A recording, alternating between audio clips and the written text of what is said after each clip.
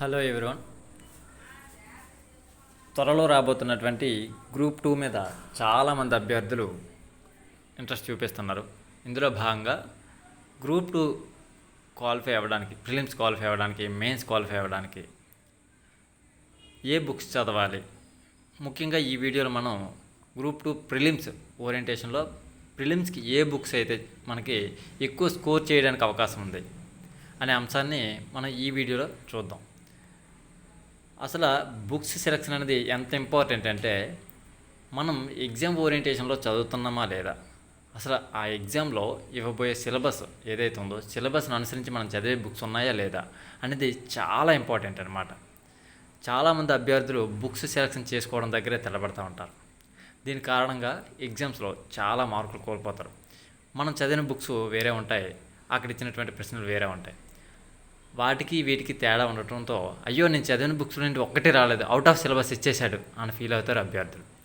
చాలామంది అభ్యర్థులు, మనకి అప్లై చేసే అభ్యర్థులు 80% అభ్యర్థులకి ఏ బుక్స్ చదవాలి, ఆ బుక్స్లో ఏ పార్ట్లు చదవాలి, ఎలా చదవాలి అనే అంశాలపై ఎలాంటి క్లారిటీ ఉండదన్నమాట. దీని కారణంగా ఏవో మార్కెట్లో దొరికే ఏవో బుక్స్ కొనేసుకుంటారు.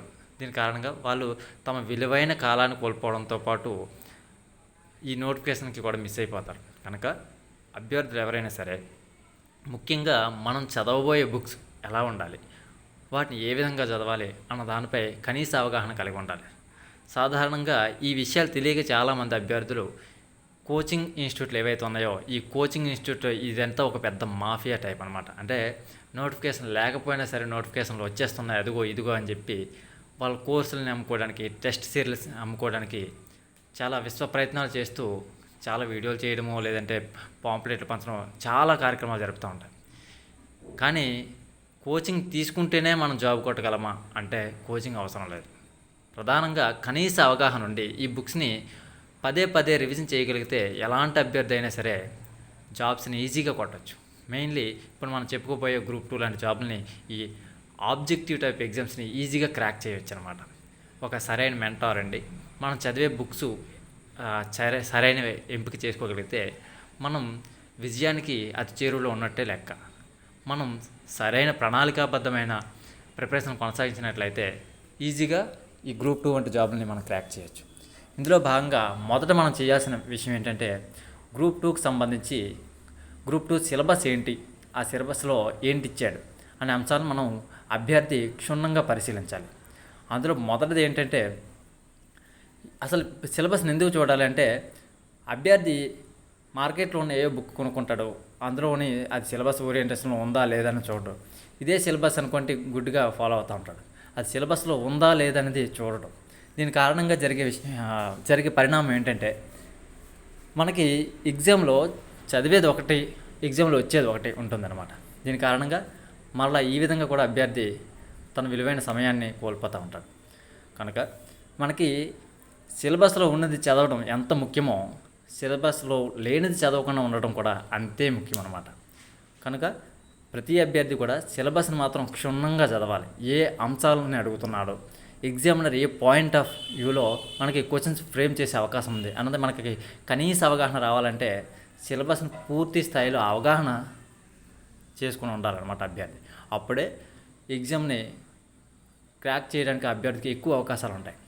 ఇక బుక్స్ లిస్ట్కి వెళ్తే మనకి ప్రధానంగా గ్రూప్ 2 సిలబస్ అనేది ప్రిలిమ్స్లో 5 విభాగాలుగా ఉంది. మొదటి భాగం ఇండియన్ హిస్టరీ, రెండో భాగం వచ్చేసరికి జాగ్రఫీ, మూడో భాగం ఇండియన్ సొసైటీ, ఇక 4వ భాగం కరెంట్ అఫైర్స్, 5వ భాగం వచ్చేసరికి మెంటల్ ఎబిలిటీ ఇచ్చాడు. మరి మొదటి భాగం హిస్టరీ మనం ఏ బుక్స్ చదవాలి అంటే, మార్కెట్లో చాలా బుక్స్ ఉంటాయి. వాటిలో ఎన్సీఆర్టీ వీటిని బేస్ చేసుకొని వచ్చిన కొన్ని బుక్స్ ఉంటాయి అన్నమాట. ఎన్సీఆర్టీ బుక్స్ చదవగలిగితే ఓకే, హ్యాపీ. అలా లేని అభ్యర్థులు మన తెలుగు మీడియంలో మనకి అందుబాటులో ఉన్న తెలుగు మీడియం అభ్యర్థులకి మనకి ప్రధానంగా అందుబాటులోనే ఆథర్స్ బుక్స్, కొన్ని ప్రైవేట్ ఆథర్స్ బుక్స్ నేను ఇప్పుడు చెప్పదలుచుకున్నాను. వాటిలో హిస్టరీకి సంబంధించి భారతదేశ చరిత్ర జోగినాయుడు గారి బుక్ అయితే అద్భుతంగా ఉంటుందండి. ఈ జోగినాయుడు గారి బుక్ రీసెంట్గా చాలా అప్డేట్స్ కూడా తీసుకున్నాను. అంటే అప్డేట్స్, హిస్టరీలో అప్డేట్స్ ఏంటండి, చాలామంది అప్డేట్ అయిందా అంటారు. హిస్టరీలో సాధారణంగా పెద్దగా అప్డేట్స్ ఏమి ఉండవు. పెద్దగా అంటే అసలు అప్డేట్స్ ఉండవు అనమాట.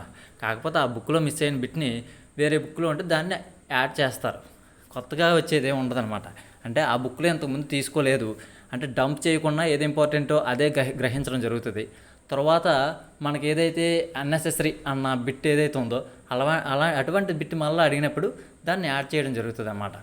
అయితే ఇటీవల ఈ జోగినాయుడు గారి బుక్లో చాలా వరకు ఎన్సీఆర్టీ అంశాలని కూడా పొందుపరచడం జరిగింది. ఇది నేను చూశాను. ఈ బుక్ అయితే చాలా అద్భుతంగా ఉందన్నమాట. ఇది చదివినట్లయితే సరిపోతుంది తెలుగు మీడియం అభ్యర్థులకి. ఇక జాగ్రఫీ విషయానికి వచ్చేసరికి ఏడివి రమణరాజు గారి బుక్ అండి. చాలా అద్భుతమైన బుక్ అనమాట. ఈ బుక్ మాత్రం చదివితే world geography, Indian geography, AP geography అంశాలన్నీ కూడా కవర్ అవుతాయి. వీటితో పాటు మనం పేపర్లో వచ్చేటువంటి జాగ్రఫికల్ అంశాలు ఏవైతే ఉన్నాయో వాటిని కూడా మనం ఫోకస్ చేస్తూ ఉండాలన్నమాట. ఈ కాంటెక్స్ట్లో మనకి ఎక్కువగా డిజాస్టర్ మేనేజ్మెంట్కి సంబంధించిన అంశాలు కూడా అడుగుతుంటారు. ఎందుకంటే మనకి ఎక్కువగా అగ్నిపర్వతాలు పేలాయనిసో లేదంటే భూకంపం వచ్చిందనో ఇలా సర్టెన్ ఆ ప్రాంతానికి సంబంధించిన ఏదైనా ఇష్యూస్ జరిగాయనో తుఫాన్లు వచ్చాయనేసి అడుగుతూ ఉంటాడనమాట. కనుక ఆ కాంటెక్స్లో జాగ్రఫీని లింక్ చేసుకొని చదవాలి. ఇటీవల ఇప్పుడు ఇజ్రాయెల్, ఇరాను, అమెరికా మధ్య వార్ జరుగుతుంది. నిన్న సీజ్ ఫైర్ అనేసి కూడా ప్రకటించడం జరిగింది. ఈ కాంటెక్స్లో హర్మోజ్ జలసంధి ఎందుకు, అది ఏ సముద్రాలను కలుపుతుంది, దాని లొకేషన్ ఏ విధంగా ఉంది, ఏ దేశాలకి అనుబంధంగా ఉంది, ఎంత డిస్టెన్స్లో ఉంది మొదలైన అంశాలు మనకి జాగ్రఫికల్ కాంటెక్స్ట్లో మనం చదువుకోవాల్సిన అవసరం ఎంతైనా ఉందన్నమాట. ఇక ఇండియన్ సొసైటీకి ప్రధానంగా మార్కెట్లో ఉన్న బుక్స్ అంతగా మనకి లాస్ట్ టైం ప్రిలిమ్స్ చూసినట్లయితే అంతగా మనం వాటి ద్వారా లబ్ధి పొందలేకపోయాం అనమాట. అంటే చాలా డెప్త్కి ఇవ్వడం వల్ల. అందువల్ల తెలుగు అకాడమీ బుక్స్ తీసుకుంటే మనకి బేసిక్స్ బాగా అర్థమవుతాయి అన్నమాట. తెలుగు అకాడమీ. ఇక BR Ambedkar Open University material ఇది కొంచెం డెప్త్గా ఉంటుంది. చాలా బాగుంది కూడా బుక్ అయితే. కనుక తెలుగు అకాడమీ వచ్చేసరికి భారతీయ సమాజం లేదా ఇండియన్ సొసైటీ, అలాగే బిఆర్ అంబేద్కర్ యూనివర్సిటీకి సంబంధించినటువంటిది కొంచెం డెప్త్కి వెళ్ళడం కోసం ఈ రెండు బుక్స్ని చదివితే సొసైటీ మనకి కంప్లీట్ అవుతుందండి. అదేవిధంగా విన్నర్స్ పబ్లికేషన్ కూడా బుక్ రిలీజ్ చేయడం జరిగింది. ఇది కూడా కొంతవరకు బాగుంది, పర్లేదు. ఏది అందుబాటులో ఉంటే ఆ బుక్ని మీరు చదవచ్చు. ఇక కరెంట్ అఫైర్స్కి వచ్చేసరికి మనకి రెగ్యులర్గా దొరికేది, ఎక్కువ మంది ఫాలో అయ్యేది ఏంటంటే సైన్ ఇండియా. అయితే సైన్ ఇండియా ఒకటి ఫాలో అయితే సరిపోతుందా అంటే మంత్లీ మ్యాగజైన్ని ఫాలో అవ్వాలి.